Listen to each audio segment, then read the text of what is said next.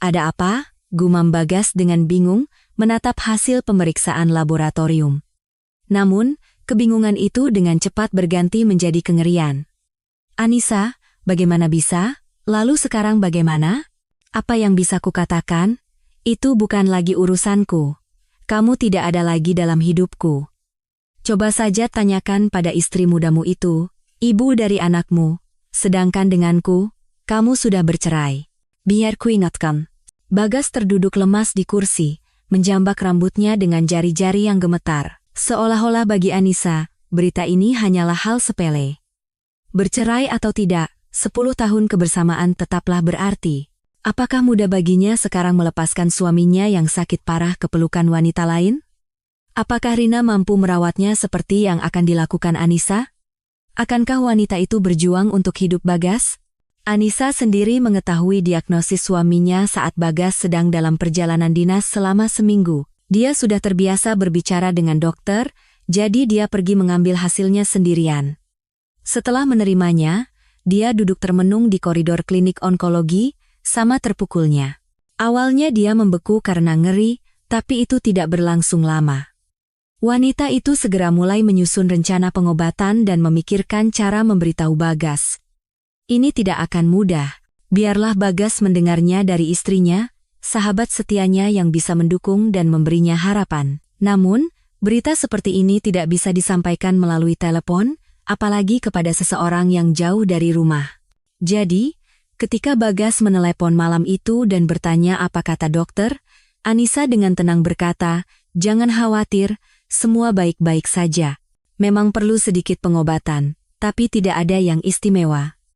Jangan cemas. Cepatlah pulang, Mas. Aku kangen." Andai saja Anissa tahu bagaimana suaminya akan kembali, suami terkasih yang telah melewati begitu banyak hal bersamanya selama 10 tahun pernikahan. Mereka menikah saat masih sangat muda, tanpa punya apa-apa, hanya dengan ambisi dan rencana besar. Sebenarnya, sebagian besar rencana itu dibuat oleh Bagas. Anissa hanya bahagia, bahkan dengan kamar kontrakan petak yang menjadi tempat tinggal pertama mereka. Namun Bagas tidak puas. Dia yakin harus melakukan segalanya agar istri dan anak-anaknya kelak tidak kekurangan apapun. "Percayalah padaku, Ani. Sebentar lagi kamu akan punya segalanya. Kamu tidak akan pernah menyesal menikah denganku," katanya setiap hari.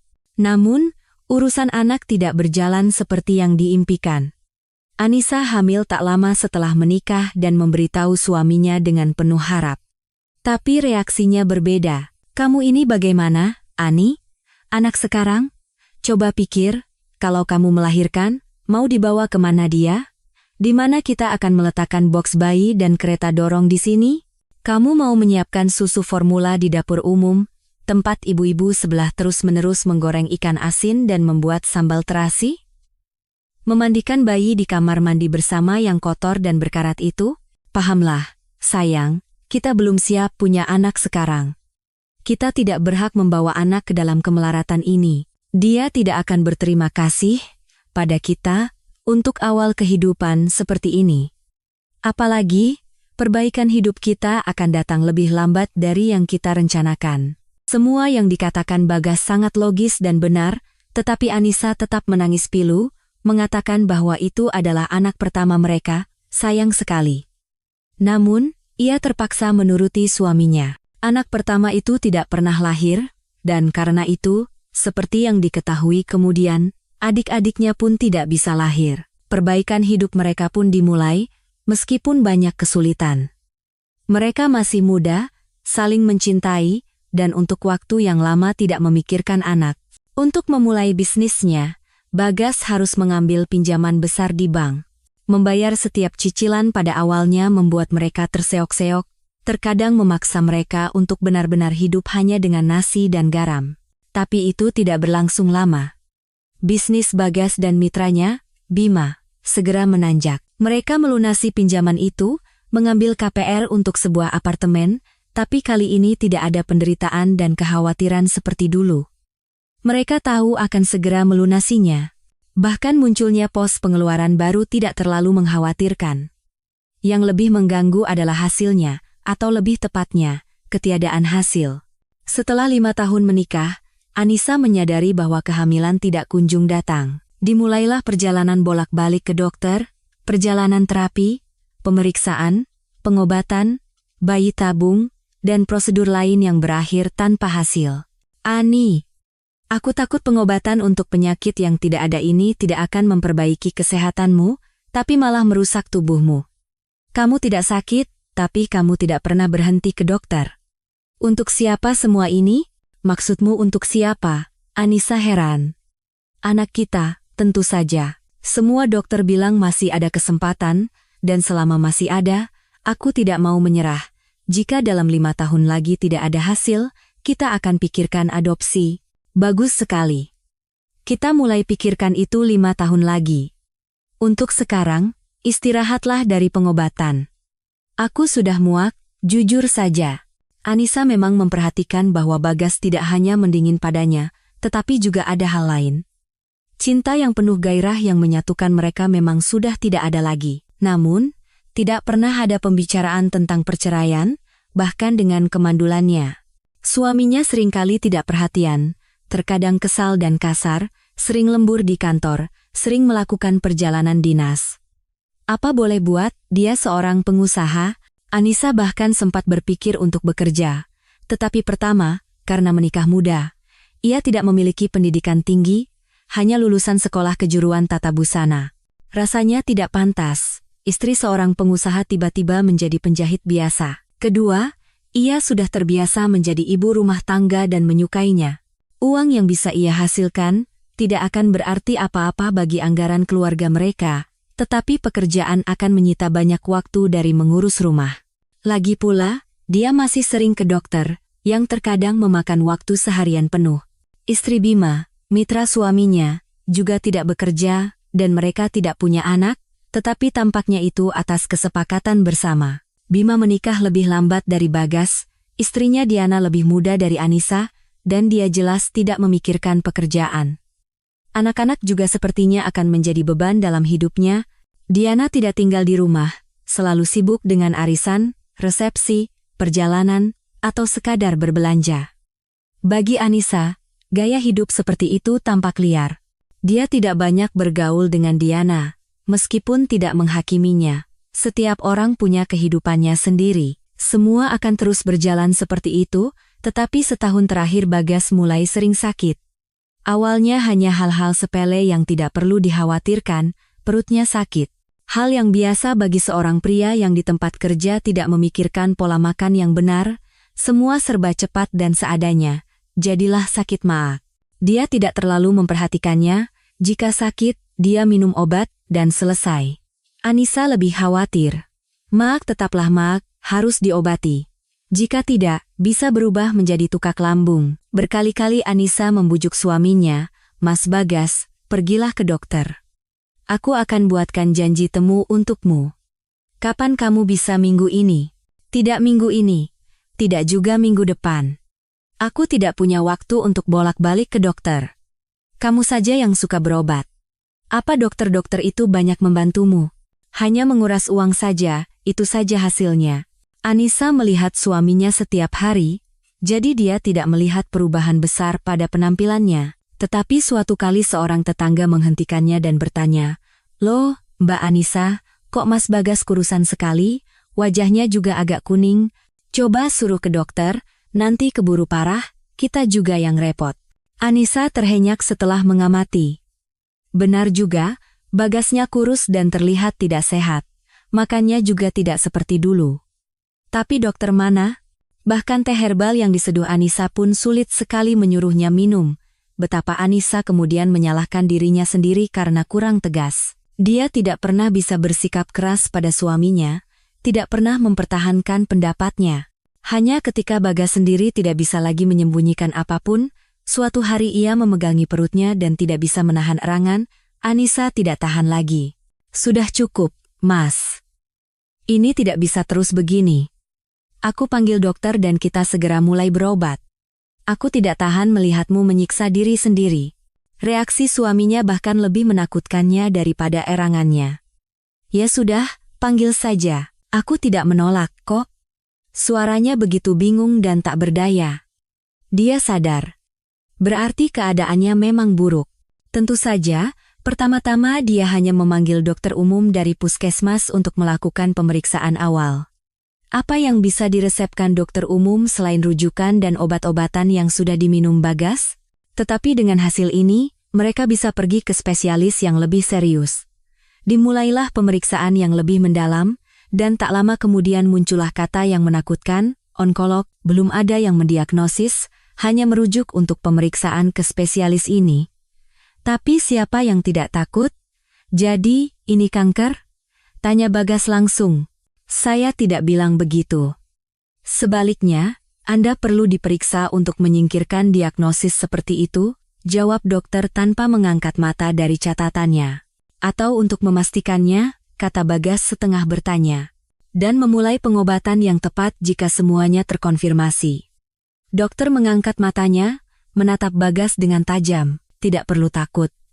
Bahkan jika itu kanker, itu bukan vonis mati. Penyakit ini sekarang bisa diobati, dan seringkali sangat berhasil. Sangat menghibur, gumam si pasien.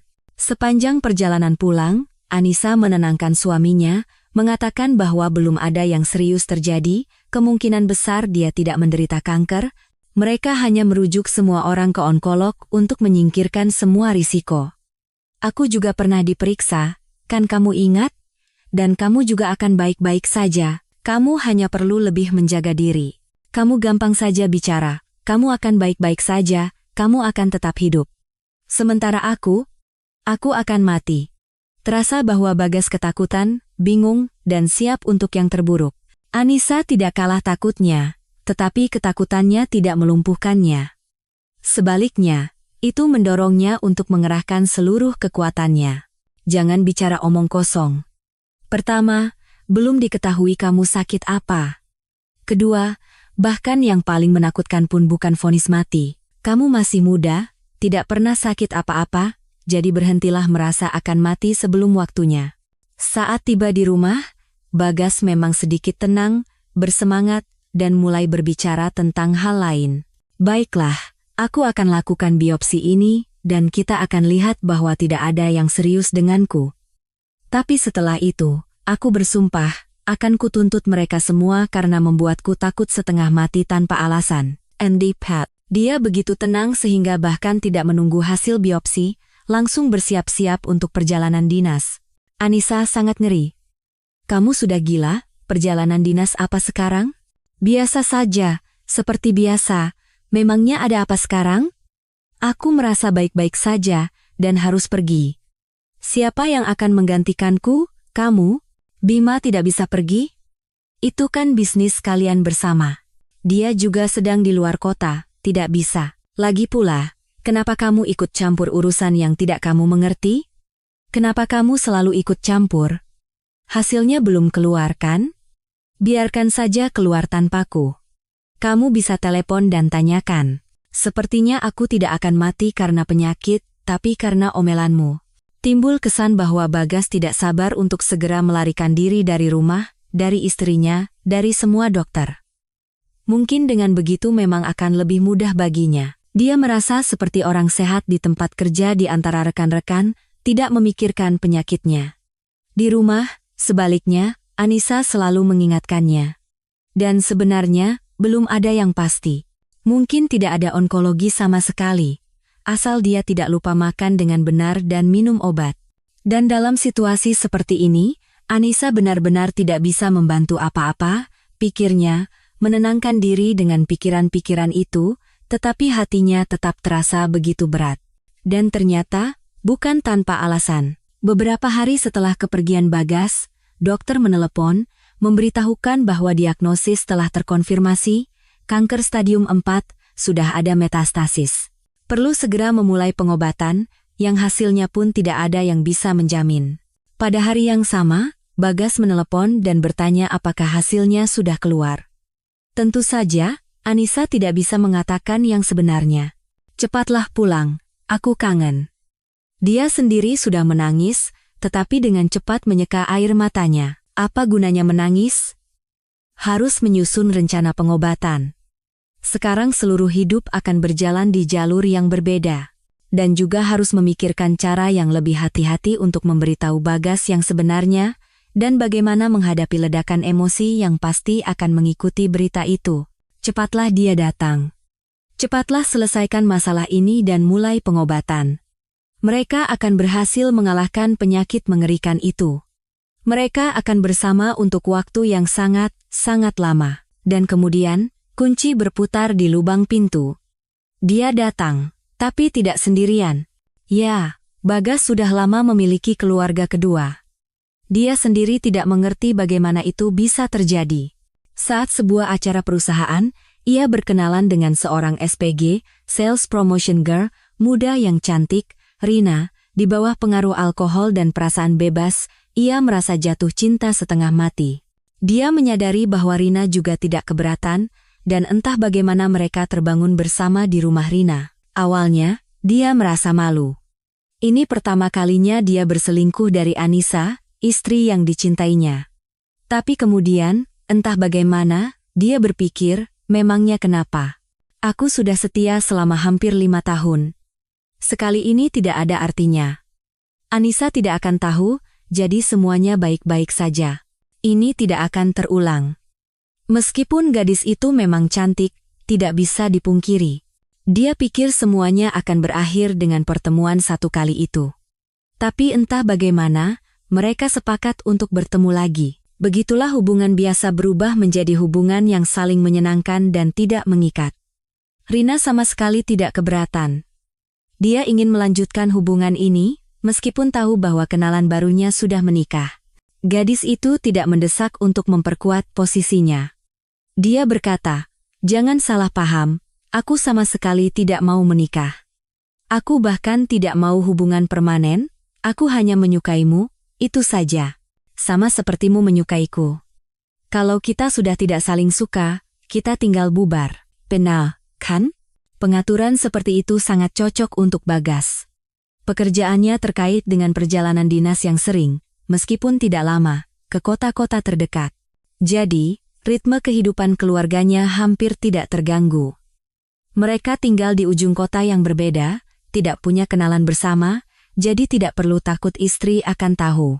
Dan fakta bahwa perjalanan dinasnya menjadi sedikit lebih lama, Anissa sepertinya tidak melihat ada yang aneh. Bagas pun mendapat kesempatan untuk menghabiskan 1 atau 2 hari di tengah-tengah kesibukannya bersama gadis cantik. 3 bulan setelah pertemuan-pertemuan seperti itu, Rina mengumumkan bahwa dia hamil. Itu adalah sebuah kebetulan, dia sama sekali tidak bermaksud untuk mengikat kekasihnya yang sudah menikah. Dia bingung dan tercengang dengan apa yang terjadi. Aku harus bagaimana? Aku tidak mau merusak diriku dengan aborsi. Bagas mengerti bahwa Rina benar. Dia sudah tahu betapa buruknya hal itu bisa berakhir bagi seorang wanita. Penyebab sebenarnya dari kemandulan Anissa adalah aborsi pertama itu. Kamu benar, Rina, itu bukan jalan keluar. Tapi pahamilah, aku tidak bisa bercerai, tidak bisa meninggalkan istriku. Jika kamu melahirkan, aku tidak akan meninggalkanmu atau anak itu. Aku akan mengakuinya sebagai anakku, aku akan membantumu seumur hidup. Hanya saja aku tidak bisa bercerai. Terserah, memangnya aku butuh kamu?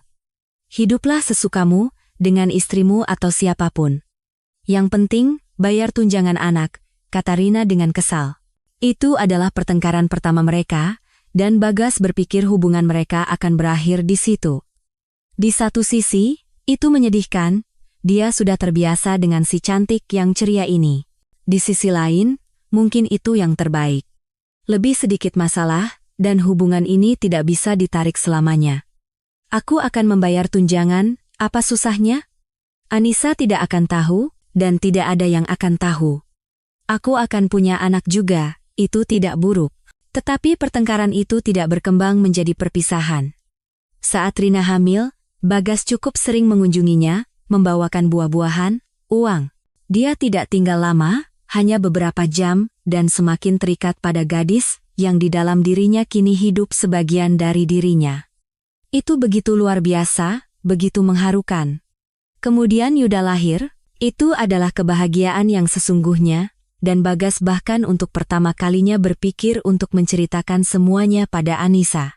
Tapi saat itu, kesehatan Anissa sedang bermasalah.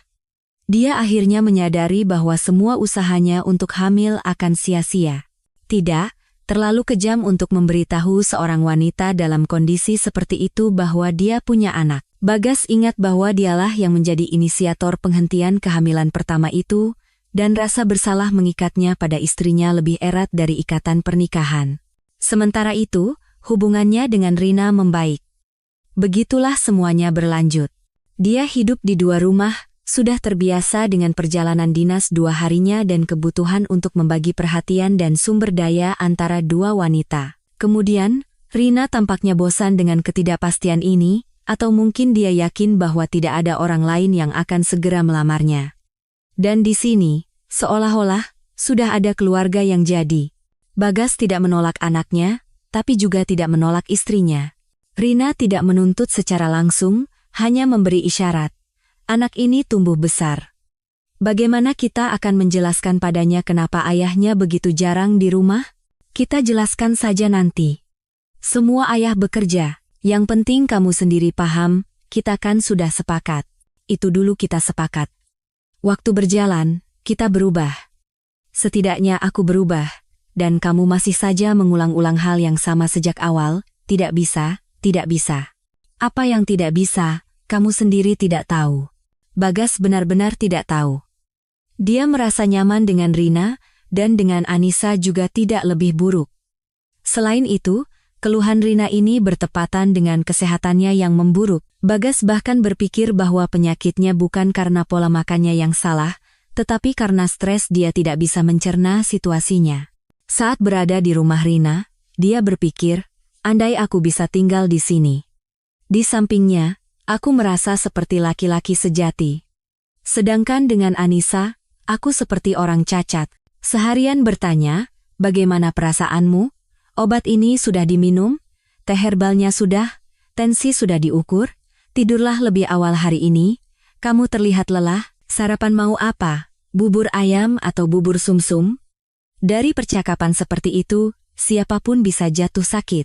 Beberapa jam kemudian, setelah hidup dengan kekasihnya, dia merindukan rumah, merindukan istrinya, merindukan perhatian-perhatian itu, terutama ketika perutnya mulai sakit, mual saat melihat pizza, ayam goreng, atau kue-kue dengan krim berlemak.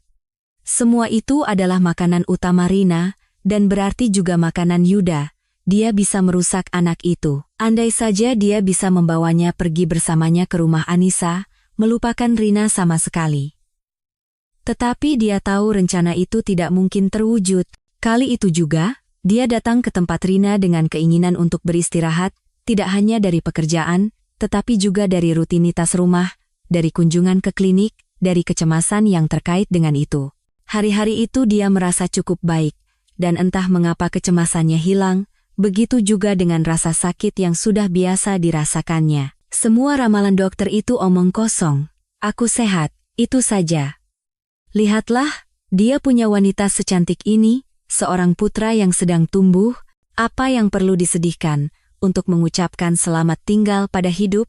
Dia menelepon istrinya, dan istrinya mengonfirmasi, ya, aku sudah tahu hasil biopsinya, semua baik-baik saja. Suasana hatinya semakin membaik. Dia ingin memeluk dan mencium Rina dan Yuda. Entah bagaimana, dia sangat mencintai mereka saat itu. Namun, emosi Rina sangat berbeda. Istrimu telepon, ya? Mencari kamu? Ya sudah, jangan buat dia khawatir, pulanglah sana. Cium dan peluk dia. Dengar, Yuda, ayahmu sekarang akan pergi ke tante lain, dia sudah bosan dengan kita.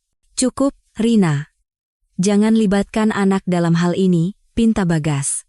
Kenapa tidak boleh dilibatkan? Anakmu akan segera masuk sekolah, apa yang akan dia jawab saat ditanya tentang ayahnya? Dan kamu sendiri, apa yang kamu katakan padaku terakhir kali? Ingat? Biar aku ingatkan. Kamu bilang hubunganmu sudah di ujung tanduk, sudah hampir berakhir. Tapi apa ini?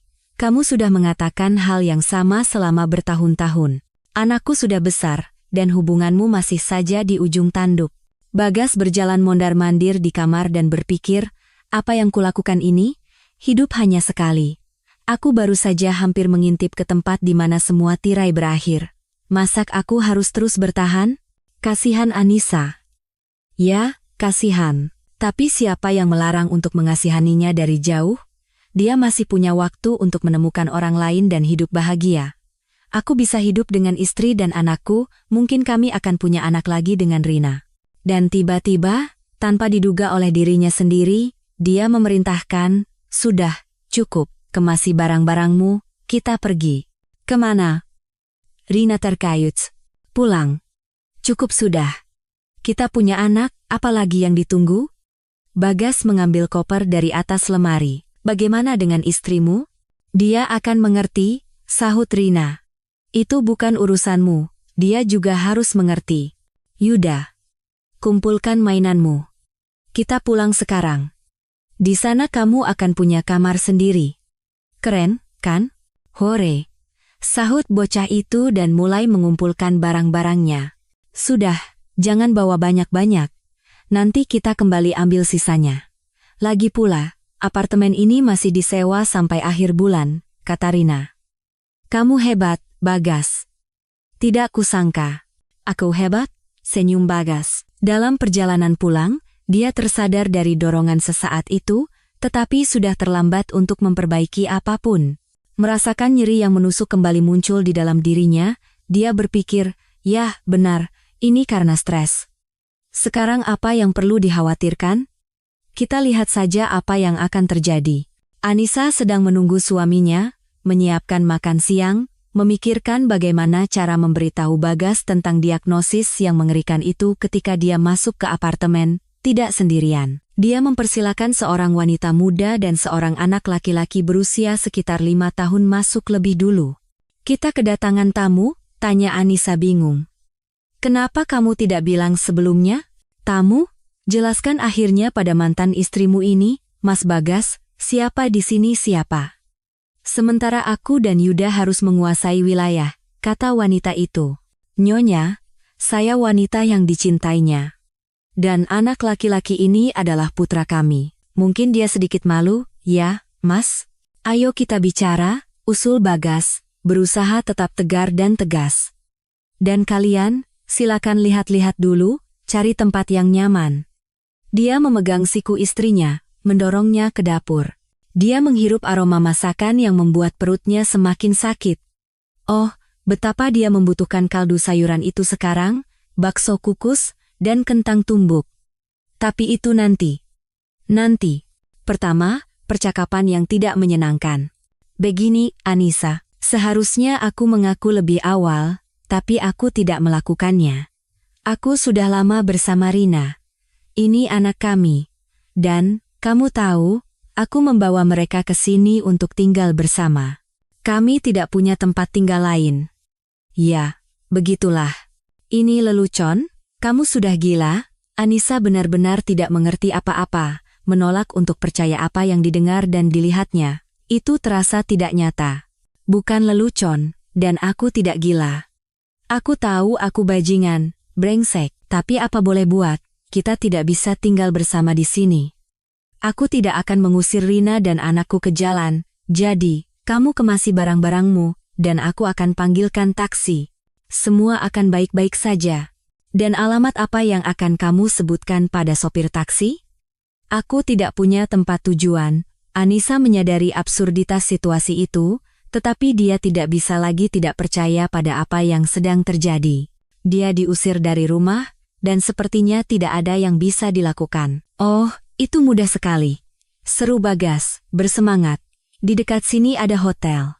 Kamu bisa menyewa kamar dan tinggal beberapa hari sampai menemukan sesuatu yang lebih layak dan permanen. Kurasa perceraian tidak akan sulit. Kita tidak punya anak. Aku harap kamu juga tidak akan memperebutkan harta.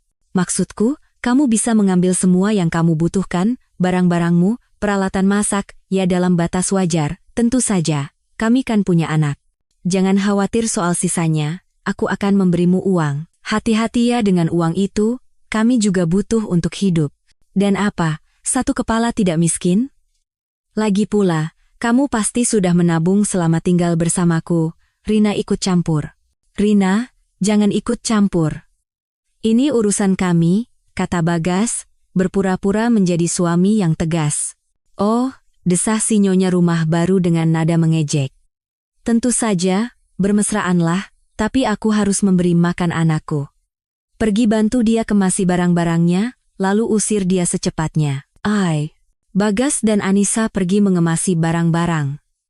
Lagi-lagi dia mengeluarkan koper berdebu dari suatu tempat, membantu memasukkan pakaian istrinya yang hampir menjadi mantan. Aku bisa menelepon polisi sekarang, kata Anissa termenung.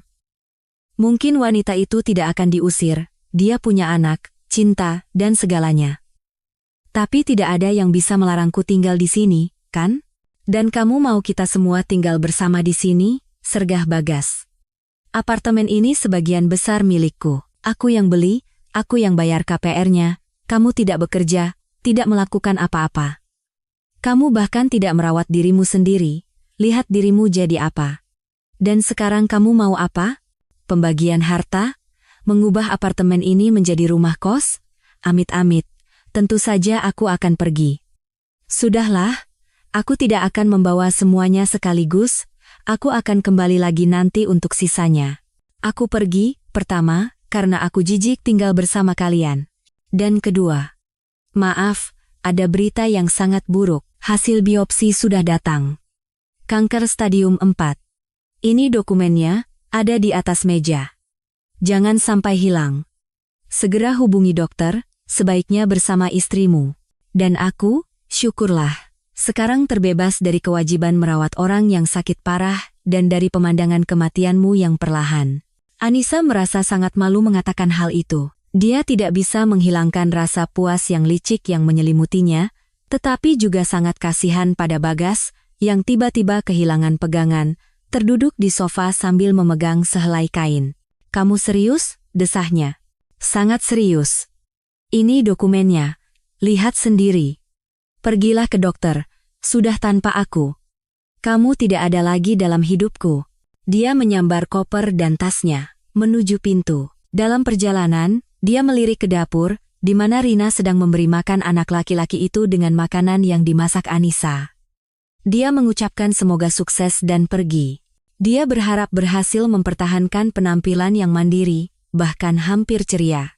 Hanya ketika dia sendirian di kamar hotel kecil itu, dia membiarkan air matanya mengalir dan sepenuhnya menyadari bencana yang telah terjadi. Bagas mencoba memahami apa yang dikatakan istrinya. Dia mengambil dokumen yang ditinggalkan di atas meja, tetapi tidak bisa membacanya. Segalanya kabur di depan matanya. Sendirian terasa tak tertahankan. Dia pergi ke dapur. Sudah mengantarnya pergi? Tanya Rina dengan riang. Dengar Bagas. Apa dia selalu memberimu makanan sampah seperti ini? Semuanya dikukus, hambar, tanpa garam, tanpa lada. Tidak heran kamu kurus begini. Aku suka, kata Yuda.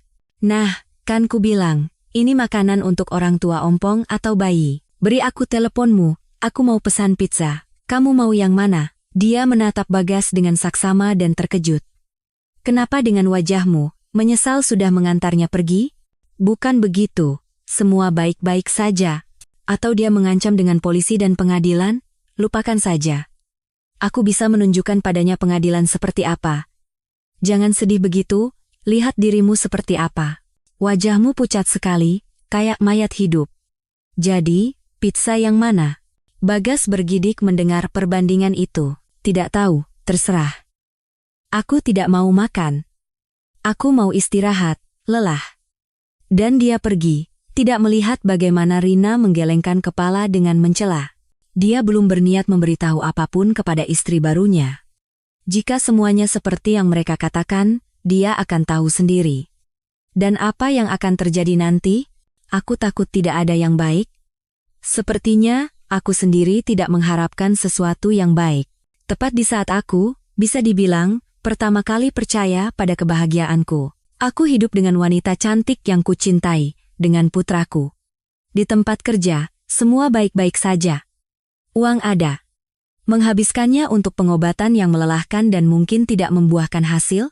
Dan yang terpenting, menghabiskan waktu, dan bukan hanya waktuku sendiri.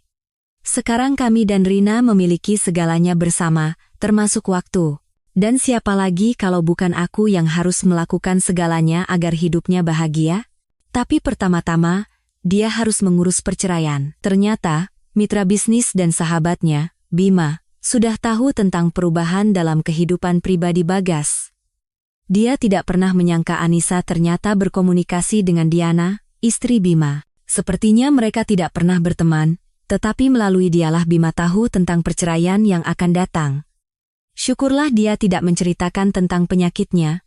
Bagas memutuskan untuk diam untuk saat ini. Selanjutnya, lihat saja nanti. Dia menahan ketidaksetujuan diam-diam Bima. Lagi pula, dia tidak wajib melapor kepada siapapun tentang urusan seperti itu. Mengurus perceraian ternyata tidak sulit. Sebulan kemudian, dia dan Anissa bertemu di pengadilan agama, di mana mereka meresmikan akhir hubungan mereka. Anissa melihat mantan suaminya, tanpa sadar terkesiap. Bagas, kamu berobat, kan? Penampilanmu tidak bagus. Aku baik-baik saja. Dan secara umum, urusan kami dengan istriku berjalan sangat baik. Kamu bagaimana? Aku juga baik-baik saja. Yah, aku senang untukmu, tapi tetaplah ke dokter, jangan ditunda-tunda. Hati Anissa benar-benar sesak melihat mantan suaminya sekarang. Jelas dia tidak berobat, tidak menjaga diet. Tapi apa urusannya Anissa sekarang? Mungkin ada urusannya, bagaimanapun juga 10 tahun bersama, sudah seperti saudara. Hanya saja, sekarang dia tidak bisa lagi mempengaruhi apa yang terjadi dalam kehidupan mantan suaminya. Bahkan jika dia mencoba, tidak akan ada hasil yang baik.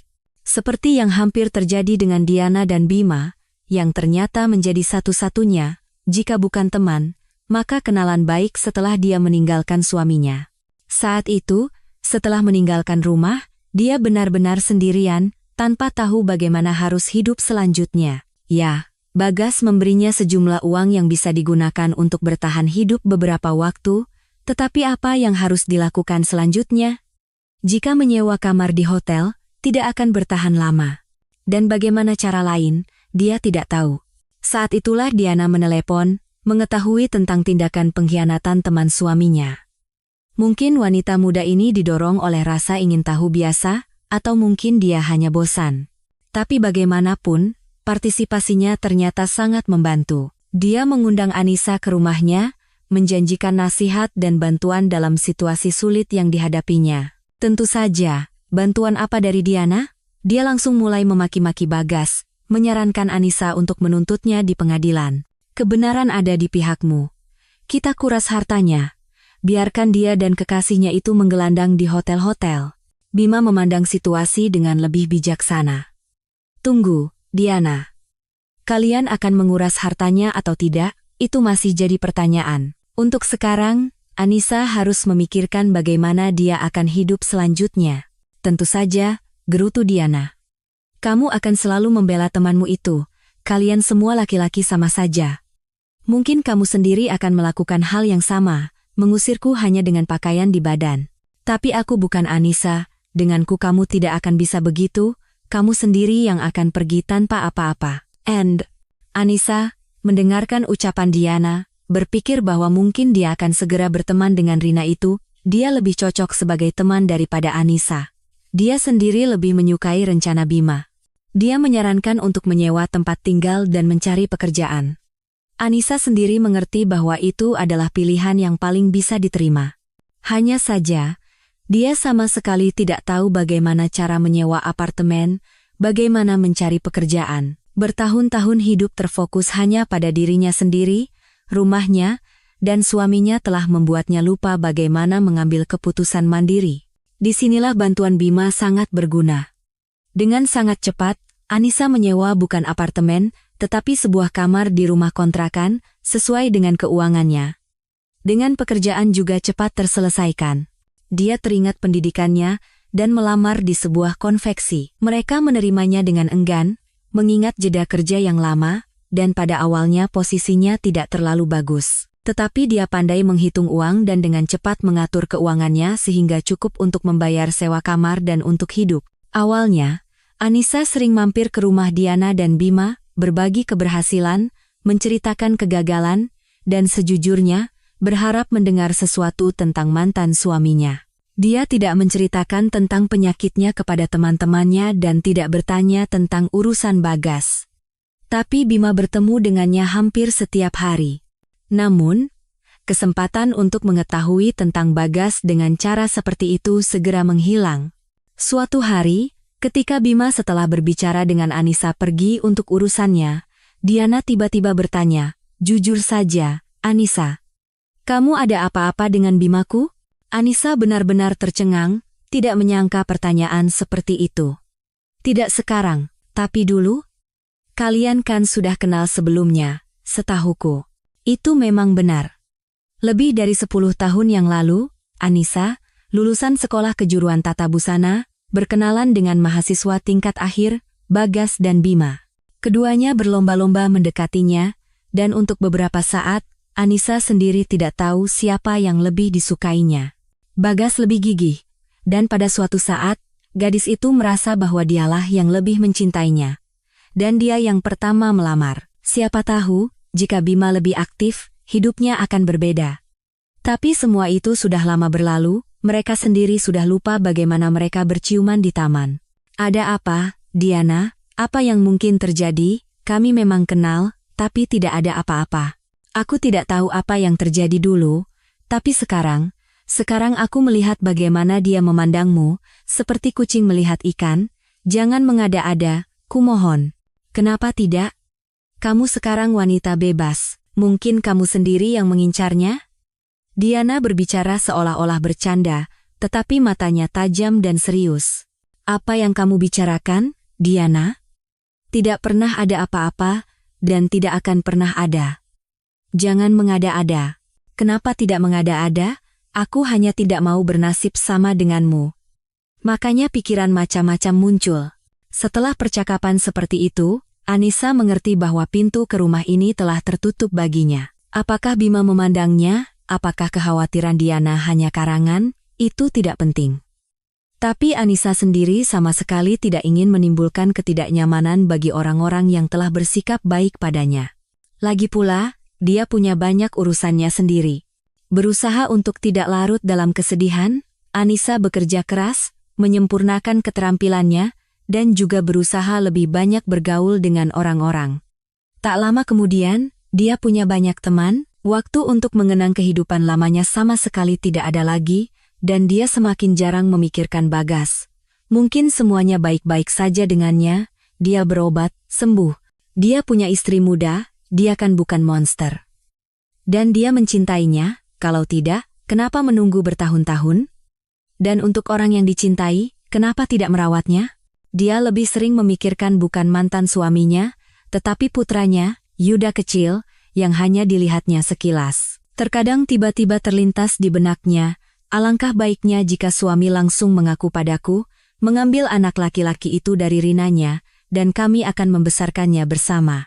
Omong kosong apa yang masuk ke kepalaku? Ibu mana yang akan memberikan anaknya? Dan dia, sepertinya, ibu yang baik. Tidak ada gunanya menuduhnya dalam semua dosa. Anissa menegur dirinya sendiri. Bagi Bagas, semuanya memang berjalan cukup baik untuk sementara waktu. Segera setelah bercerai dengan Anissa, dia dan Rina mengajukan permohonan ke KUA dan sebulan kemudian akhirnya menjadi suami istri yang sah. Mereka tidak mengadakan pernikahan mewah, memutuskan lebih baik menghabiskan uang untuk bulan madu yang segera mereka jalani. Dan, di sanalah penyakit Bagas, yang sebelumnya berjalan tersembunyi, tiba-tiba kambuh. Itu tidak mengherankan. Perubahan iklim, makanan dan minuman yang tidak biasa, aktivitas yang meningkat. Tetapi dia tidak terburu-buru mengakui penyakitnya kepada istri mudanya. Dia hanya membatasi diri dengan lebih sering tinggal di kamar hotel, yang membuat Rina sangat tidak senang. Seperti banyak orang sehat, dia tidak memahami orang sakit, dan bahkan tidak percaya akan keberadaan dan keseriusan penyakit. Melihat suaminya yang terbaring tak berdaya di tempat tidur, dia berkata, "Bagas, kenapa kamu merusak liburanku? Kamu hanya 5 tahun lebih tua dariku, tapi kesannya aku menikah dengan kakek-kakek. Kamu berbaring seharian seperti kura-kura. Kenapa aku harus pergi kemana-mana sendirian?" Cemburu sedikit, dong. Bagas tersenyum lemah dan berpikir, kekerasan hati yang luar biasa. Apakah dia tidak mengerti bahwa aku merasa tidak enak badan? Setidaknya tanyalah, tawarkan obat, bersimpati. Anissa pasti tidak akan beranjak dariku, akan menyiksaku dengan pertanyaan dan tawarannya. Apakah sudah waktunya untuk mengaku pada Rina? Mungkin sudah. Meskipun aku tidak tahu apakah itu akan berhasil. Tetapi dia memutuskan untuk mengaku setelah mereka kembali, tidak ingin merusak kesan liburan sepenuhnya. Akibatnya, Bagas pulang hampir sekarat. Tanpa memeluk Yuda, yang mereka tinggalkan dengan pengasuh, dia langsung masuk ke kamar tidur, ambruk di tempat tidur yang belum dirapikan, dan meminta istrinya untuk memanggil ambulans. Oh, langsung ambulans? Ada apa denganmu, Bagas? Kamu benar-benar sakit? Akhirnya Rina mengerti. Sakit. Bagas sudah tidak bisa menahan diri lagi. Baiklah, sabar. Aku bereskan barang-barang dulu, Yuda. Lihat apa yang kami bawa untukmu, Atarmate. Ya ampun, apa dia tidak melihat apa-apa? Bagas berpikir sambil menelepon ambulans sendiri. Beginilah aku akan mati, dan tidak ada yang akan memberiku segelas air. Kedatangan dokter menjadi kejutan yang tidak menyenangkan bagi Rina, yang belum selesai membereskan barang-barang. Dia bahkan tidak keluar menemui si sakit, tidak menanyakan apa yang terjadi dengan suaminya. Tetapi dia mendengar kata-kata dokter yang akan pergi. Mereka tidak membawa Bagas ke rumah sakit, hanya memberinya obat penghilang rasa sakit. Seperti yang Anda pahami, ambulans atau rumah sakit jaga tidak akan mengobati penyakit seperti ini. Hubungi saja onkolog Anda, agar Anda bisa lebih cepat mendapatkan pengobatan yang diperlukan. Setelah menutup pintu di belakang dokter, Rina bergegas menghampiri suaminya. Kenapa dia bilang ke onkolog? Kamu punya itu? Dia bahkan tidak berani mengucapkan nama penyakit itu dengan suara keras. Akhirnya percaya kalau aku tidak pura-pura, pikir Bagas dengan muram dan mengaku. Ya, aku punya kanker. Aku tidak tahu berapa lama lagi aku akan bertahan. Tapi dokter bilang begitu. Jadi begitu. Desah Rina dengan nada mengancam. Itulah sebabnya istrimu yang dulu itu pergi begitu saja tanpa perlawanan. Dia tidak meninggalkan suami untukku, tapi reruntuhan. Dia sendiri sudah puas menggunakannya, dan sekarang aku yang harus merawat orang sakit. Cerdik sekali mereka, hebat. Aitin, apa yang kamu bicarakan, Rina? Tanya Bagas dengan memelas. Apa? Telingamu baik-baik saja, kamu mendengar dan memahami segalanya lebih baik dariku. Selama sehat, Rina tidak dibutuhkan. Sekarang semuanya mau dilimpahkan padaku. Ya Tuhan, kenapa aku harus begini? Aku menunggu 5 tahun sampai kamu menjadikanku istri dari kekasih, melahirkan anak untukmu, dan inilah yang kudapat. Siapa yang merencanakan ini, kamu atau dia? Anisamu? Kalau dia, itu bisa dimengerti. Oh wanita licik dan pintar. Jangan begitu, dia tidak ada hubungannya. Tentu saja tidak ada hubungannya. 10 tahun dia hidup dengan suami sehat yang menafkahinya sepenuhnya, tidak bekerja, tidak melahirkan anak. Hidup sesukanya. Dan begitu suami sakit, dia langsung kabur. Aku masih berpikir, kenapa dia pergi dengan begitu tenang, tanpa air mata, tanpa celaan. Apa yang perlu dia tangisi? Dia seharusnya mencium tanganku, menarik kegirangan. Jangan bicara omong kosong. Dia tidak tahu apa-apa. Dia wanita baik-baik, tidak pernah menginginkan keburukan bagi siapapun. Tentu saja, malaikat jelita. Dia tidak meninggalkanmu saat sakit, kan? Tidak, dia baik, dia memberimu padaku. Apa Rina bodoh yang akan merawatmu sementara Anissa malaikat akan hidup sesukanya, menghabiskan uangmu? Berapa banyak yang kamu berikan padanya? Aku tidak memberikan apa-apa, tenanglah. Bagas berusaha untuk tidak gugup sendiri, tidak meninggikan suara, tahu bahwa rasa sakit bisa kembali karenanya. Tetapi Rina terus mengamuk, bahkan tidak peduli pada Yuda yang menangis. Kamu kenapa lagi? Bentaknya pada anak itu. Kenapa mama marah? Ada apa dengan papa? Papa sakit. Jangan takut, nak, semua baik-baik saja. Kamu jangan menangis, aku hanya lelah. Bagas mencoba menenangkan anaknya. Iya, lelah. Lelah membela wanita lain, menipu ibumu. Belum cukup kamu, anak sial, sekarang harus merawat ayahmu juga? Pergi sana, jangan menguping pembicaraan orang dewasa, atau kupelintir telingamu. Rina, jangan lampiaskan pada anak, biarkan dia, tetapi apa daya, hari itu semua orang kena marah. Keesokan harinya, Bagas menyerahkan diri kepada dokter. Sejujurnya, dia sudah senang jika bisa dirawat di rumah sakit. Harapan bahwa Rina akan tenang sudah tidak ada. Kasihan Yuda, tentu saja, tapi mungkin Rina tidak akan membentaknya jika sendirian. Namun, kunjungan ke dokter menghilangkan harapan terakhir. Bagas bahkan tidak ditawari rawat inap. Setelah pemeriksaan, diketahui bahwa penyakitnya sudah sangat parah. Mereka tidak merawatnya di rumah sakit, meskipun pengobatan diresepkan. Dia harus bolak-balik untuk berbagai prosedur. Itu tidak memberikan banyak kelegaan, tetapi sesuatu harus dilakukan. Kondisinya semakin memburuk. Bagas semakin lemah dari hari ke hari, kehilangan minat pada sekelilingnya, hampir tidak memperhatikan istri dan anaknya. Pada kunjungan berikutnya, dokter secara langsung mengatakan bahwa tidak ada lagi yang bisa dilakukan. Hanya perlu memastikan perawatan akhir hayat yang layak. Bagas siap untuk itu. Terlebih lagi, dia sendiri mengerti bahwa hari-harinya sudah dihitung, tetapi mendengar konfirmasi itu sangat sulit. Satu-satunya yang bisa saya tawarkan adalah unit perawatan paliatif, dan kemudian mungkin hospice, meskipun ada beberapa kesulitan untuk masuk ke sana. Baiklah, mungkin itu akan menjadi penyelamat bagi saya atau kerabat saya. Tapi tidak sekarang. Saya perlu menyelesaikan semua urusan saya. Tentu saja. Lakukan sesukamu, kata dokter. Nah, itu dia. Tiket sekali jalan sudah di tanganku. Tinggal berdoa agar kepergianku tidak terlalu berat. Sayang sekali aku ateis, pikir Bagas sambil berjalan pulang. Rina, yang sudah mengerti bahwa kondisi suaminya buruk, bersikeras agar dia dirawat di rumah sakit atau di mana saja. Merawat orang sakit sangat menyiksanya. Tetapi tidak ada tempat, dan Bagas sendiri tidak ingin dirawat dimanapun. Ini tentu saja berarti terus-menerus mendengarkan tuduhan egoisme dari istrinya, keluhannya tentang hidupnya yang hancur, kutukan pada nasib. Dan suatu hari, kelelahan karena merawat suami dan anak tanpa henti, wanita muda itu tidak tahan lagi. Malam itu, setelah menidurkan putranya dan memberikan suntikan penghilang rasa sakit pada suaminya, dia berkemas dan pergi untuk selamanya.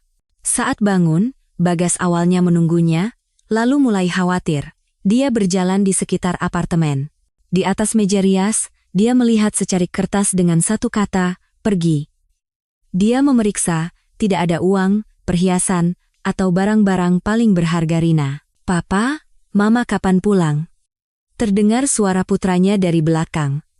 Anak laki-laki itu berdiri, belum berpakaian, mengucek mata. Tidak tahu nak, kamu pakai baju dulu, ya. Nanti papa buatkan sarapan. Mau makan apa? Tidak tahu. Aku mau mama pulang. Ada biskuit, aku ambil sendiri. Apa papa sudah sembuh? Belum sepenuhnya. Tapi papa bisa memasak sesuatu. Jangan makan biskuit pagi-pagi. Boleh, kok. Mama juga memperbolehkan. Apa mama juga sakit? Terlihat bahwa Yuda berusaha untuk tidak menangis, tetapi air mata sudah menggenang di matanya. Tidak, kok. Dia akan segera kembali, sehat dan ceria. Bahkan percakapan singkat itu membuat Bagas lelah, padahal dia masih harus memberi makan anak itu. Dia sendiri sudah lama tidak ingin makan, sulit menelan makanan setengah cair dalam jumlah yang sangat kecil. Apa boleh buat, dia tidak bisa mengatasinya sendiri. Dan Rina, sepertinya, tidak akan kembali. Fakta bahwa dia meninggalkanku bisa dimengerti. Dia sudah lama siap melakukannya. Tapi anak, bagaimana bisa dia meninggalkan putranya pada seseorang yang bisa mati kapan saja? Bagas tersiksa oleh pikiran itu. Dia menyadari tidak akan bisa memasak apapun untuk Yuda, mengizinkannya makan biskuit dengan susu, dan ambruk di tempat tidur. Harus mencari kekuatan untuk menelepon seseorang. Tapi siapa? Tidak ada, kecuali Bima. Mereka masih harus menyelesaikan masalah bagian bisnis Bagas. Bima, begitu mendengar kondisi Bagas, langsung datang. Masalah bisnis diselesaikan dengan cepat. Bagas menjual separuh sahamnya kepada temannya, sebagian uangnya dimasukkan ke rekening putranya, sisanya ditinggalkan untuk pengobatan dan perawat, yang sekarang tidak bisa dihindari. Bima juga membantu dengan itu, dengan cepat menemukan seorang wanita tua dengan latar belakang pendidikan medis, dia setuju untuk merawat si sakit dan anak itu. Kau tahu, Bima, aku ingin menelepon Anissa, bukan untuk meminta bantuan, tapi untuk meminta maaf. Sudah waktunya bagiku, kau tahu, untuk berpamitan dengan baik kepada orang-orang, jangan menolak, kau lihat sendiri. Tentu saja telepon. Bima menyetujui. Aku sudah lama tidak berkomunikasi dengannya. Sepertinya dia bertengkar dengan Dianaku. Kau tahu kan si cantik itu, bisa mengatakan hal-hal buruk kepada siapa saja. Tapi nomor teleponnya sepertinya masih yang lama, jadi teleponlah, kalian perlu bicara. Maafkan aku, tapi kau telah melakukan kebodohan yang luar biasa. Aku sendiri tahu itu dengan sangat baik. Itulah sebabnya aku ingin memperbaiki kesalahan. Bima menunggu kedatangan perawat, menjelaskan semua pertanyaan dengannya, menceritakan tentang tugas-tugasnya, dan kekhususan merawat si sakit. Bagas ditenangkan oleh suntikan dan fakta bahwa masalah yang paling mendesak telah diselesaikan, tertidur. Dia memutuskan untuk menelepon Anissa besok. Hari itu dia terlalu lelah oleh sedikit tindakan dan pengalaman berat sehingga tidak ada kekuatan lagi. Dia tahu betul bahwa besok mungkin tidak akan pernah datang, tetapi tidak ada kekuatan untuk mengatasi rasa kantuk yang menguasainya setelah suntikan. Sementara itu, Anissa menjalani hidupnya sendiri dan cukup puas dengan itu. Dia berhasil bekerja di konveksi, di mana dia menemukan banyak teman baru yang baik, dan bahkan terkejut bagaimana dia bisa hidup berbeda sebelumnya. Tidak bisa dikatakan dia sama sekali tidak mengingat Bagas. Dia mengingatnya, dan cukup sering.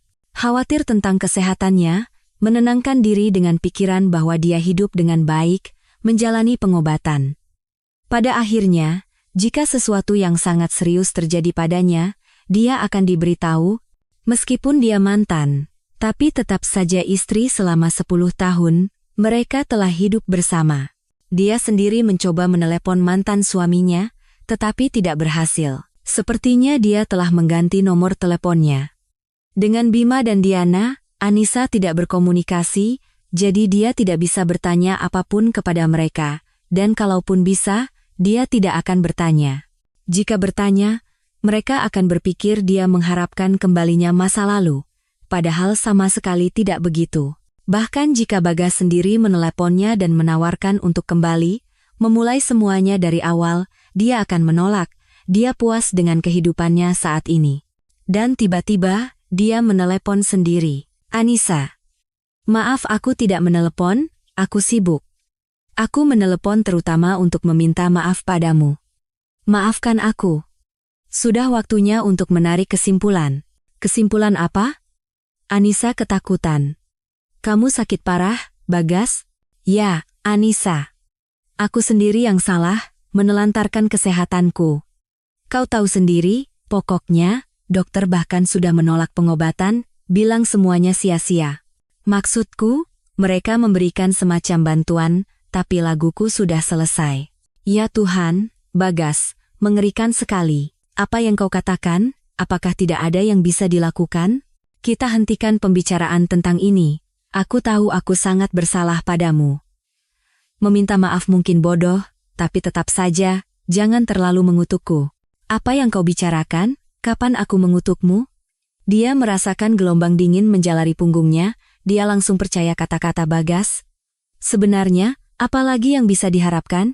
Dia sakit, dia sedang sekarat. Bagasnya, apapun akhir hidup mereka, tapi sekarang dia mengingat hal-hal baik, mengingatnya muda, tampan, kuat, dan penuh kasih. Apa yang bisa kubantu, Mas Bagas? Katakanlah. Maksudku, maaf, tentu saja, istrimu, tidak ada istri lagi. Rina meninggalkanku. Ya Tuhan. Dan Yuda? Kau tidak melihatnya juga? Yuda, aku melihatnya dengan sangat baik. Dia bersamaku. Rina meninggalkannya juga, desah Bagas. Kemana dia pergi, meninggalkan anaknya? Sudahlah, tidak penting. Tapi bagaimana kalian di sana? Anissa bahkan memejamkan mata dari begitu banyak berita tidak menyenangkan. Kami menyewa perawat, sangat baik, dia perawat profesional dengan pengalaman luas, membantuku. Sebenarnya aku tidak terlalu menderita, kecuali secara batin. Aku tidak tahu, mungkin kepergianku tidak akan terlalu berat. Maukah kau bertemu denganku untuk terakhir kalinya? Tentu saja, Bagas. Kau di rumah? Biar aku datang sekarang juga. Itu akan sangat baik, Anissa. Aku akan sangat berterima kasih padamu. Apa yang kau bicarakan? Terima kasih apa? Aku akan datang. Perlu membawa sesuatu? Tidak. Tidak perlu membawa apa-apa. Aku punya segalanya. Aku tidak butuh apa-apa lagi. Hanya ingin melihatmu. Aku akan datang. Aku akan panggil taksi. Dalam 1 jam aku sampai. Tunggu aku. Anissa bergegas. Aku sangat menunggu. Wanita itu menutup telepon, mondar-mandir di kamarnya. Apartemen itu sekarang kosong, tetangganya tidak banyak. Seorang nenek tua yang dibawa anak-anaknya keluar kota, dan pasangan parubaya yang saat ini sedang bekerja. Anissa hari itu libur. Dia bergegas ke lemari untuk memilih pakaian, lalu mengibaskan tangannya. Dia tidak pergi kencan, dan bagaimana penampilannya sama sekali tidak penting. Ya Tuhan, Bagas. Bagasku sedang sekarat, apa yang harus kulakukan? Tidak bisa membantu apa-apa. Hanya jangan membuatnya lebih sedih. Anissa bergegas berpakaian, merapikan diri, dan tiba-tiba bel pintu berbunyi. Siapa itu? Pikirnya dengan kesal. Dia membuka pintu, tetangga dari lantai pertama, seorang pemabuk berat. Dia sering berkeliling ke semua apartemen, datang juga ke tempat Anissa, meminjam uang. Anissa tidak pernah memberi, tahu betul bahwa orang seperti itu, sekali diberi, meskipun sebagai pinjaman, tidak akan mengembalikan, tetapi akan menganggap kau wajib memberinya uang untuk minum. Sekarang dia juga tidak berniat memberi apa-apa. Mbak Anissa, pria tua itu menghembuskan napas berbau alkohol. Saya tidak akan pernah, tapi hari ini harus. Saya punya kabar gembira. Anak sulung saya kembali. Dari penjara, pulang lebih awal, karena berkelakuan baik. Coba kalau di rumah dia begitu. Kami sudah merayakannya 3 hari. Nah, kami merayakan, dan uangnya habis. Tapi sekarang kami tidak akan kekurangan. Anak saya akan bekerja, saya juga. Kami akan kembalikan, jangan ragu. N60. Tidak, saya tidak punya. Pergilah, Pak. Anissa mencoba menutup pintu, tetapi pria itu berpegangan erat pada kusen pintu. Mbak Anissa, jadilah orang baik, bujuk tetangganya. Saya tidak meminta begitu saja, kan saya bilang ada kabar gembira. Apa Mbak tidak punya rasa simpati sama sekali? Padahal kelihatannya wanita baik, cantik. Mau pergi kemana? Kencan ya? Ini tak tertahankan, tetapi dia tidak mungkin berkelahi dengan pecandu alkohol ini. Baiklah. Tapi ini hanya sekali ini. Ingat, jangan datang lagi. Saya hanya tidak punya waktu berdebat dengan Bapak sekarang, kerabat saya sakit, saya mau menjenguknya. Anissa, tanpa melihat, mengeluarkan selembar uang dari dompetnya, memberikannya. Nah, begitu dong, bagus. Menjenguk orang sakit itu perbuatan suci. Kami akan minum untuk kesehatannya, untuk Mbak, dan untuk semuanya. Mata pria itu dengan rakus menatap dompet di tangan Anissa. Dia melihat dengan jelas bahwa masih ada banyak uang kertas di sana. Kenapa pelit sekali, seolah-olah ini yang terakhir? Lihat, Mbak punya banyak, kata pria itu dengan kasar. Beri lagi. Apa cukup 1 botol untuk kami? Kami butuh 2 botol masing-masing. Pergi. Anissa menutup dompetnya, menyimpannya, dan tiba-tiba tangan kasar mencengkeram tasnya. Berikan bodoh.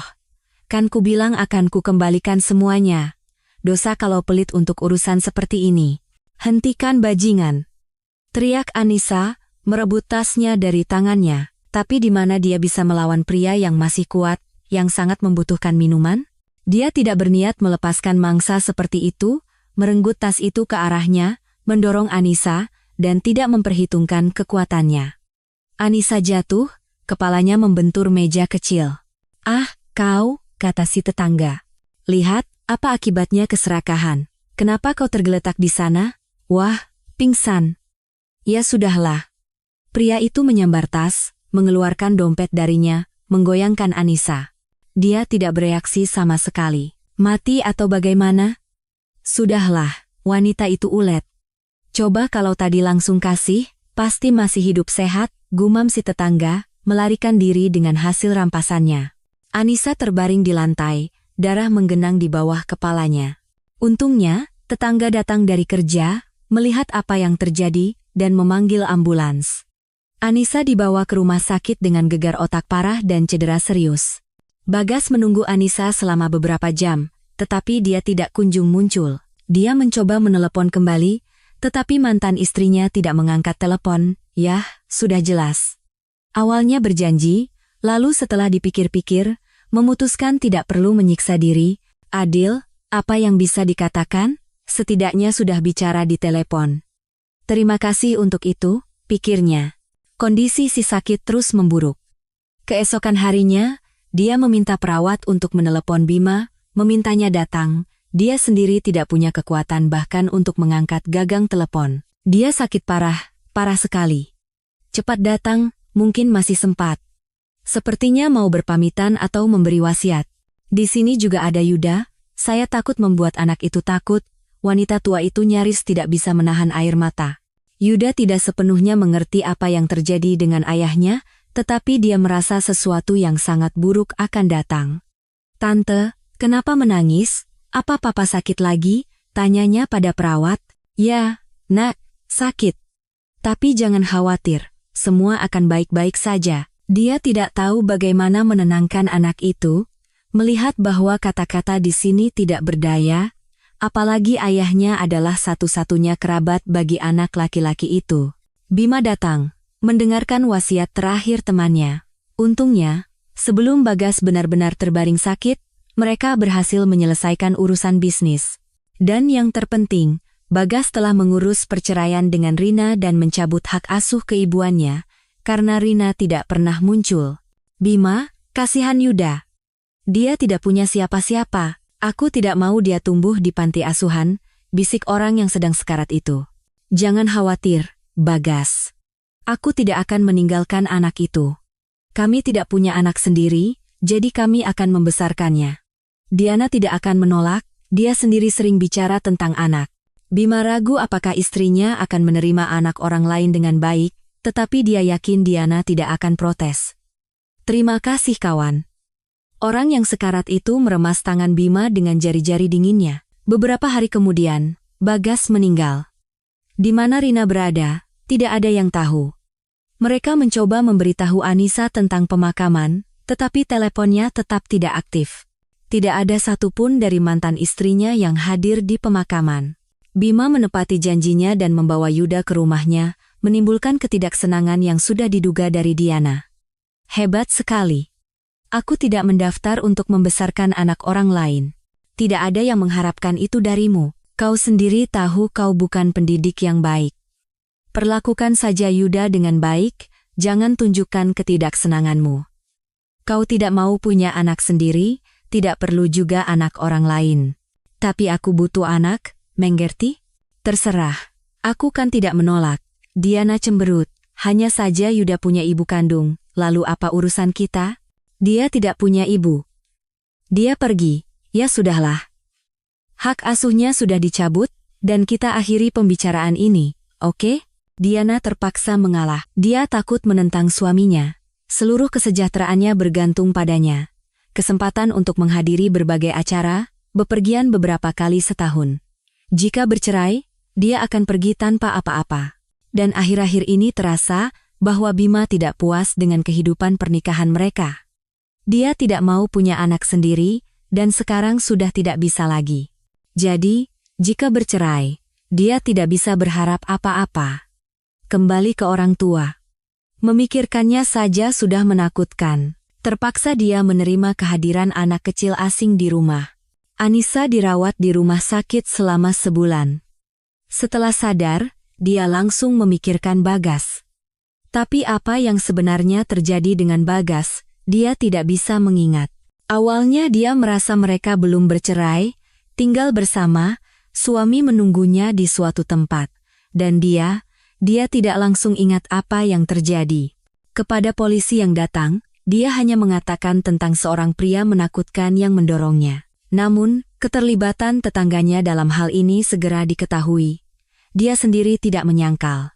Tentang kemana dia akan pergi sebelum kecelakaan itu terjadi, Anissa ingat.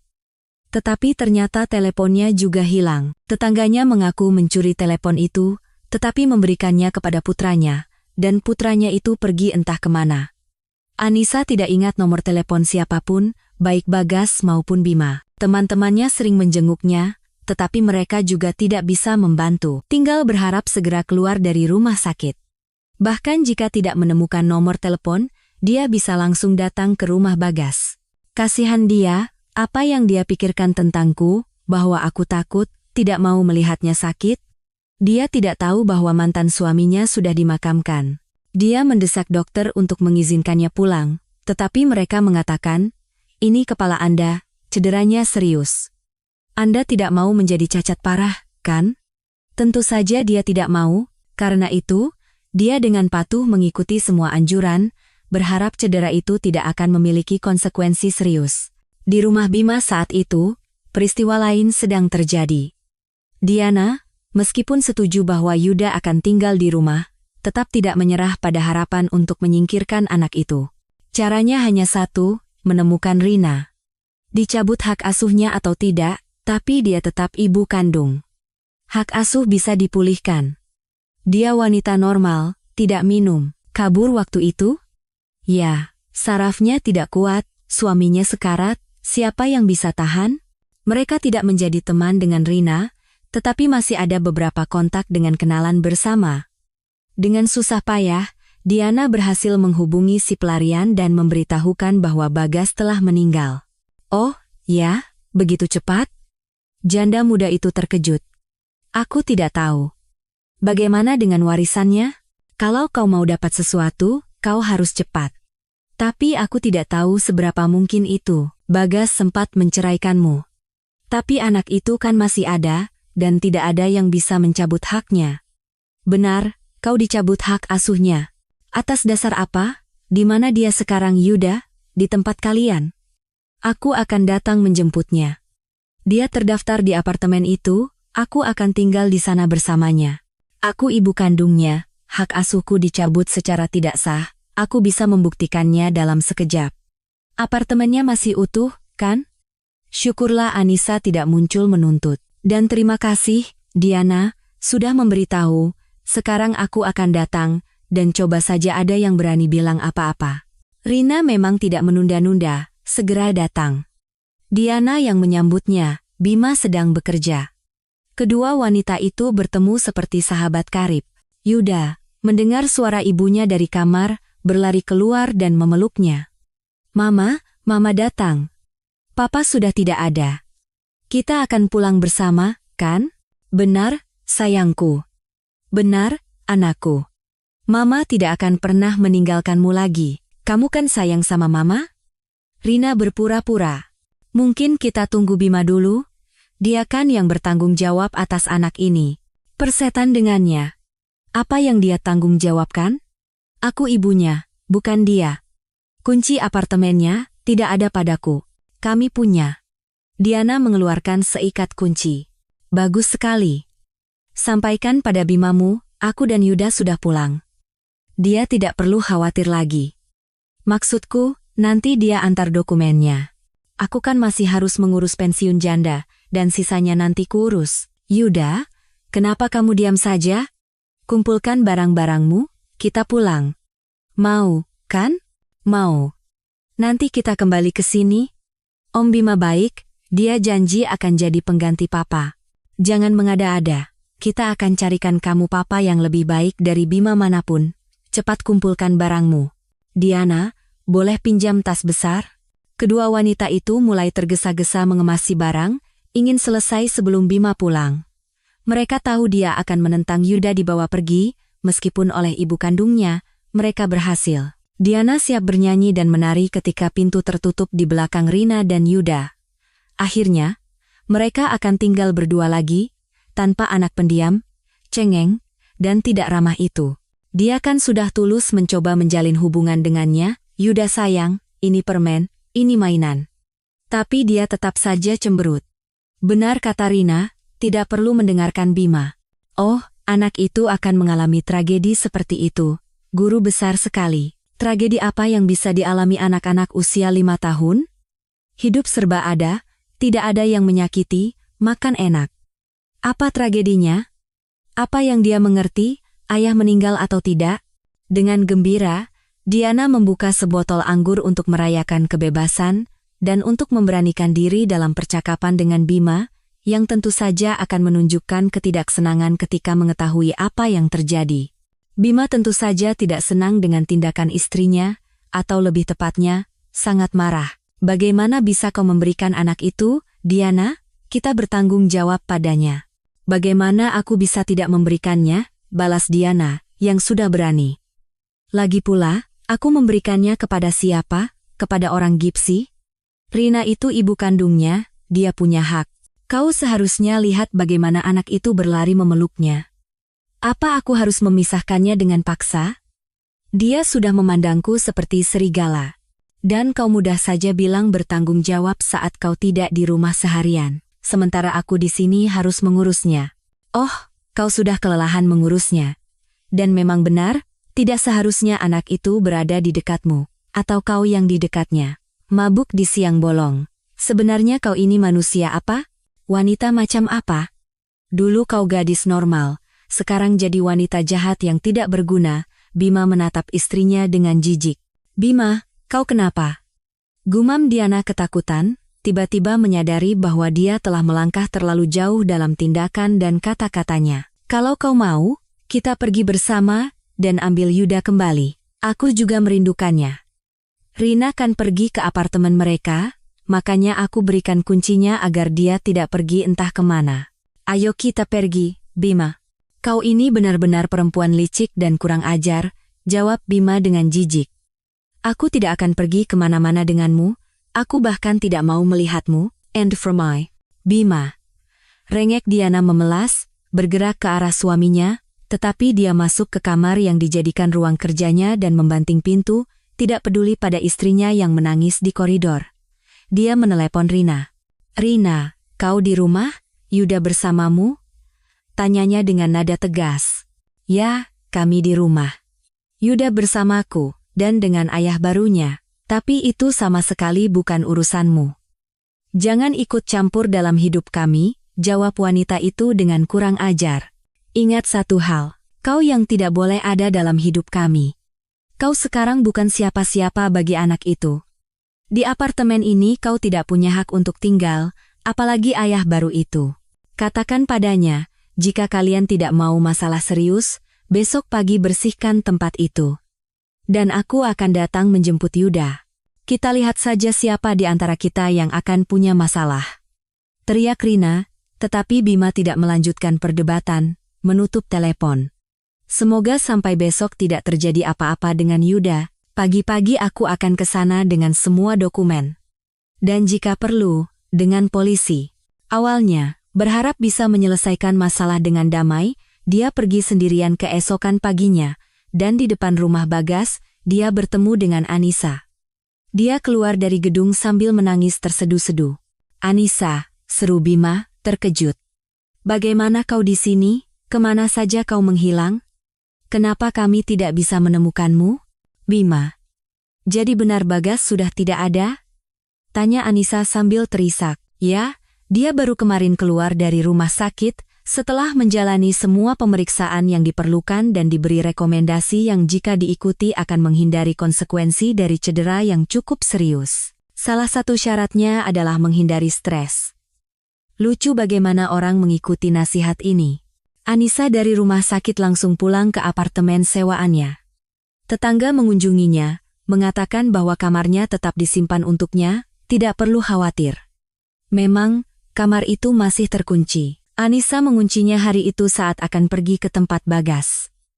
Kali ini dia memutuskan untuk tidak terburu-buru, merapikan diri, beristirahat dari lama tinggal di rumah sakit. Nenek tetangga menyambutnya seperti anak sendiri. Anissa, kami sangat mengkhawatirkanmu. Dan si bandit itu, sudah ditangkap. Dia bukan hanya mengganggumu, sudah banyak laporan tentangnya. Ya ampun, punya tetangga seperti itu. Keluarganya semua begitu. Anak keluar dari penjara, ayah masuk, lalu sebaliknya. Istirahatlah, nak, mandi, hilangkan bau rumah sakit. Aku akan buatkan teh enak untukmu. Terima kasih, Bu. Apa ada yang mencariku? Anak-anak dari tempat kerjamu datang, teman-temanmu, menceritakan apa yang terjadi, selain itu, tidak ada. Yah, jika ada yang perlu diceritakan, mereka pasti akan menemukanku, putus Anissa, dan baru keesokan paginya dia pergi ke tempat Bagas. Di sana, anehnya, Rina yang membukakan pintu. Padahal Bagas bilang dia sudah pergi. Mungkin kembali, nuraninya masih ada, pikirnya. Selamat pagi. Saya ingin bertemu Bagas, pinta Anissa. Rina, dengan ekspresi aneh, mengamatinya dari kepala sampai kaki. Selamat pagi. Kenapa tiba-tiba ada keinginan seperti itu? Tanyanya dengan sedikit ejekan. Tapi Anda terlambat, pendahuluku yang terhormat. Tidak ada Bagas lagi. Dia sudah dimakamkan hampir sebulan yang lalu. Meninggal. Begitu cepat? Desah Anissa, bersandar di kusen pintu. Apa yang diharapkan? Seolah-olah kau tidak tahu dia sudah lama sakit, tapi jangan sedih. Bahkan jika kau langsung datang, kau tidak akan dapat apa-apa. Ahli waris utama adalah kami, aku dan Yuda. Dan kau sama sekali tidak ada urusan, mantan istri tidak dianggap siapa-siapa. Dari dalam apartemen muncul seorang pemuda jangkung. Rina, kenapa kau biarkan pintu terbuka? Angin masuk. Oh, selamat siang. Silakan masuk, tamu yang menawan. Selamat jalan. Rina berkata dengan sinis kepada Anissa dan, sedikit mendorongnya, membanting pintu. Tetapi Anissa sudah tidak tertarik lagi pada kata-kata gadis itu, maupun suara pertengkaran dari balik pintu yang tertutup. Di kepalanya berdenyut, Bagas meninggal, Bagas meninggal. Dan dia bahkan tidak sempat berpamitan dengannya. Padahal dia menunggu. Dan mungkin sampai menit terakhir menatap pintu, berharap dia akan datang. Begitulah dia berdiri selama beberapa menit, tidak menyadari air mata yang mengalir di pipinya. Kemudian dia menyeka wajahnya, keluar dari gedung, dan langsung bertemu dengan Bima. Ya, Anissa, dia sudah dimakamkan. Sayang sekali, kami mencoba mencarimu, tapi teleponmu tidak aktif. Ayo kita duduk dulu, tenangkan dirimu.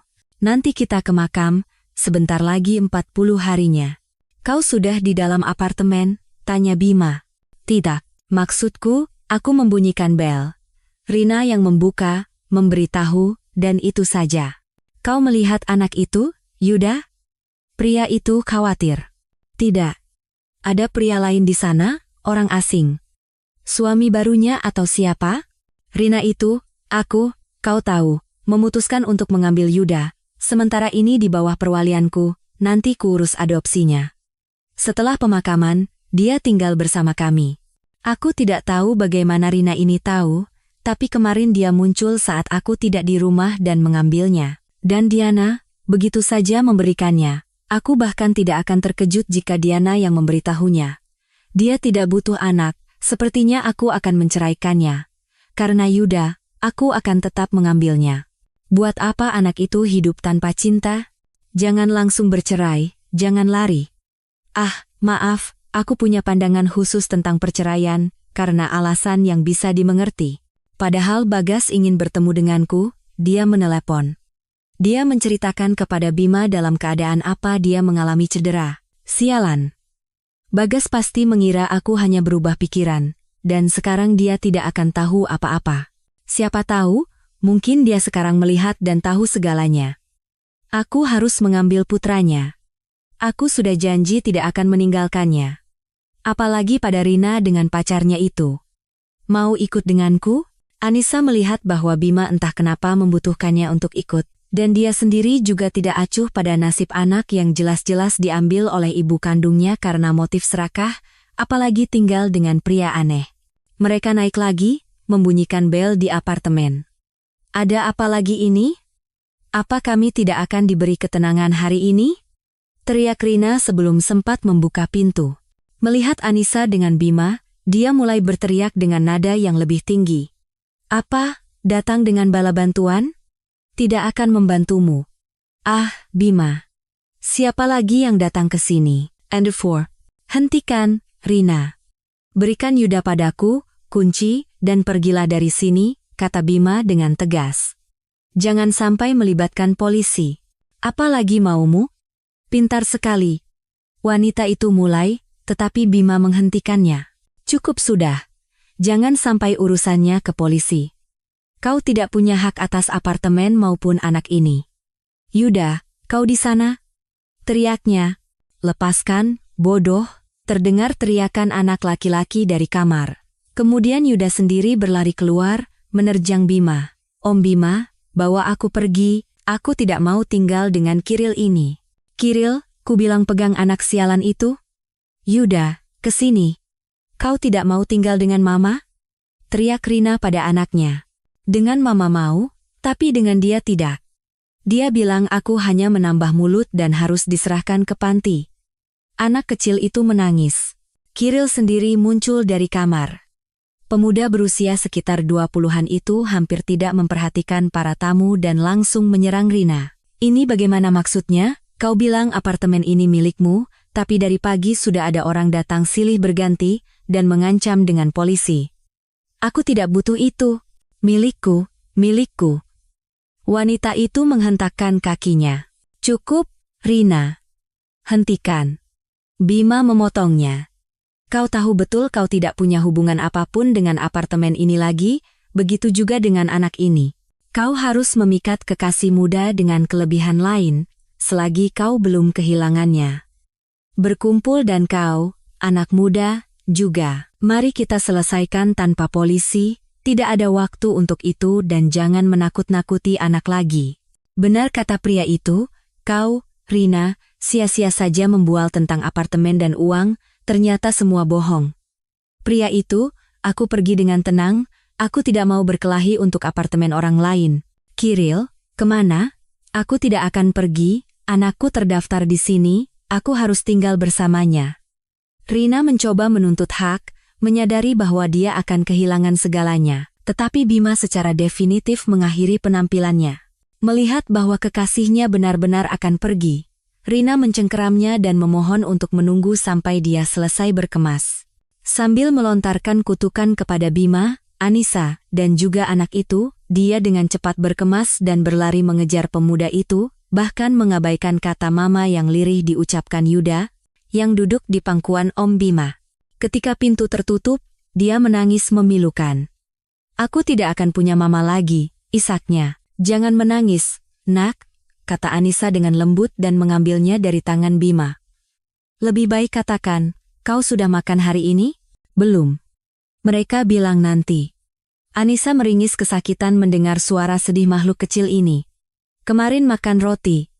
Mereka juga kasih ikan, tapi asin sekali.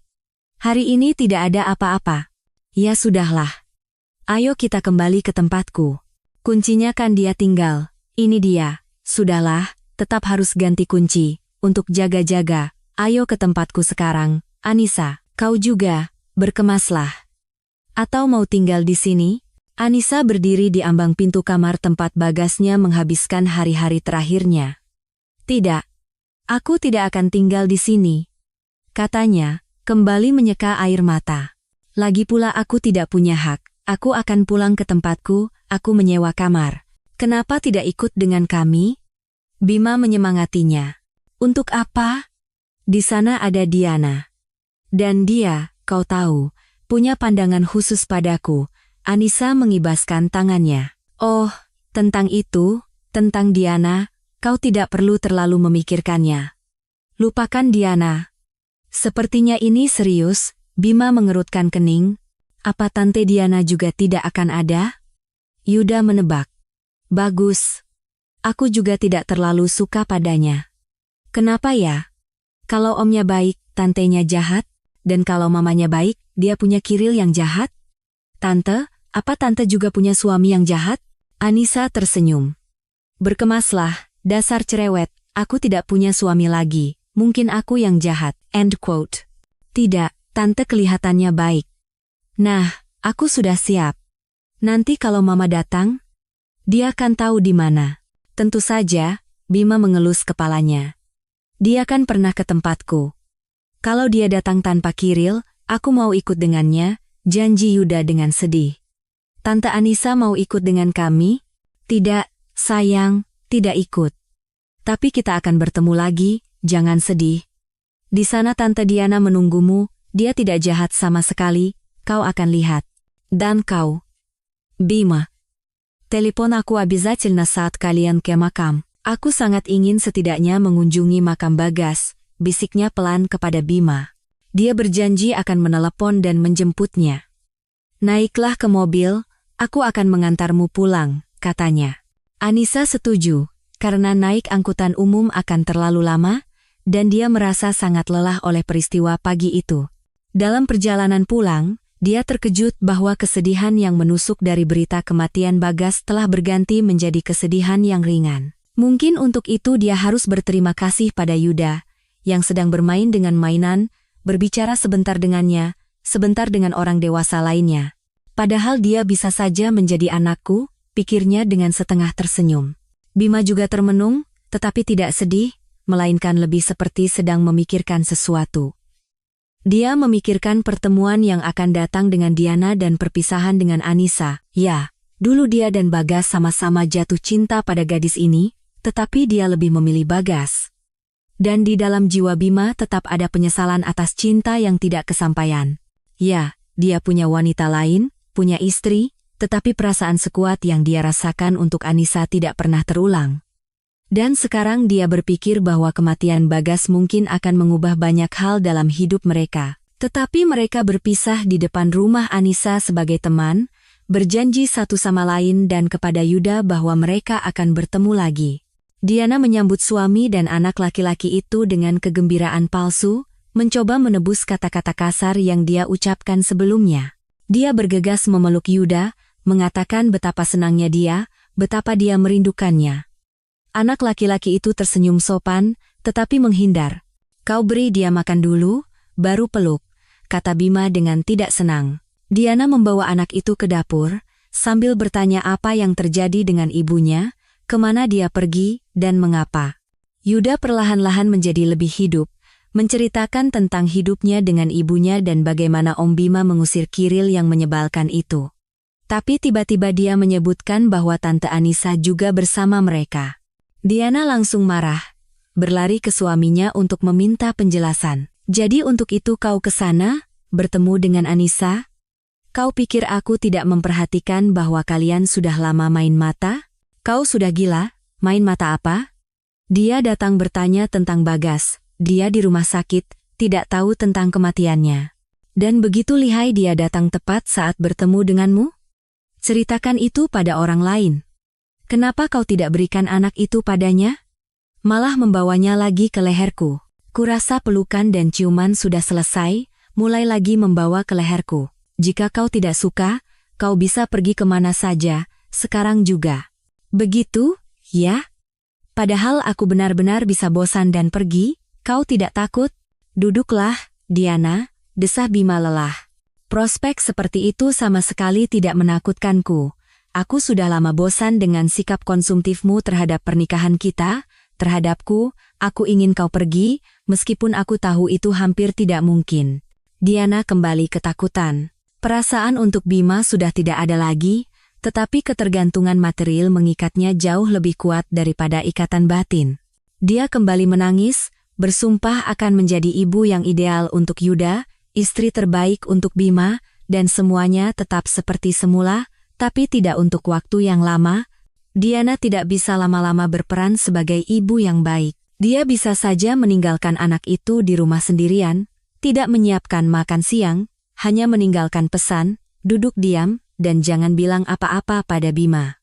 Nanti kalau dia datang, ku belikan coklat. Dan dia tidak bisa menahan sifat aslinya bahkan di depan suaminya, seringkali membentak anak itu. Akhirnya, kebiasaannya meninggalkan anak sendirian hampir menyebabkan tragedi. Saat mencoba memasak, Yuda tidak bisa mengatasi kompor gas, dan jika tetangga tidak membantu, bisa terjadi kebakaran. Setelah itu, Bima menyatakan bahwa dia tidak ingin lagi tinggal bersamanya dan mengajukan gugatan cerai. Setelah serangkaian skandal dan histeria, Diana pergi, membawa semua barang berharga dari rumah. Bima tidak keberatan, menganggap itu bukan harga yang terlalu mahal untuk kebebasan dari wanita seperti itu. Selama ini, dia kadang-kadang bertemu dengan Anissa, sering berbicara dengannya di telepon, tetapi lama tidak berani mengakui perasaannya. Hanya setelah resmi bercerai dengan Diana, Bima akhirnya mengatakan bahwa Anissa lah yang telah dan tetap menjadi wanita paling berharga dalam hidupnya. Aku tidak akan pernah mengatakan ini jika Bagas masih hidup. Dulu, waktu muda, aku tidak berani ikut campur dalam hubungan kalian. Aku melihat bagaimana kau mencintai orang lain, dan dia juga membalasnya. Akhirnya aku memutuskan bahwa aku bisa puas hanya dengan melihatmu, meskipun sebagai istri sahabatku. Untuk apa membicarakan itu sekarang, Bima? Itu sudah berlalu. Kenapa hal yang sudah berlalu itu tidak bisa menjadi masa kini? Aku tahu sekarang aku bukan calon suami yang paling menguntungkan, duda dengan seorang anak, dan aku tidak memaksamu. Tapi pikirkanlah, apakah kita bisa menjadi suami istri? Apakah itu benar-benar tidak mungkin? Maaf, Bima, tapi melamar seperti ini tidak mungkin. Anissa tersenyum. Jadi masalahnya hanya itu? Bima gembira. Aku, bertentangan dengan namaku, selalu tidak romantis. Terima kasih sudah memberitahu. Pria itu tiba-tiba berlutut, mengeluarkan sebuah kotak cantik dari sakunya, membukanya, dan memberikannya kepada Anissa. Jadilah istriku, Anissa. Aku sudah mempersiapkan hari ini begitu lama. Anissa menempelkan telapak tangannya ke pipi, tertawa bahagia.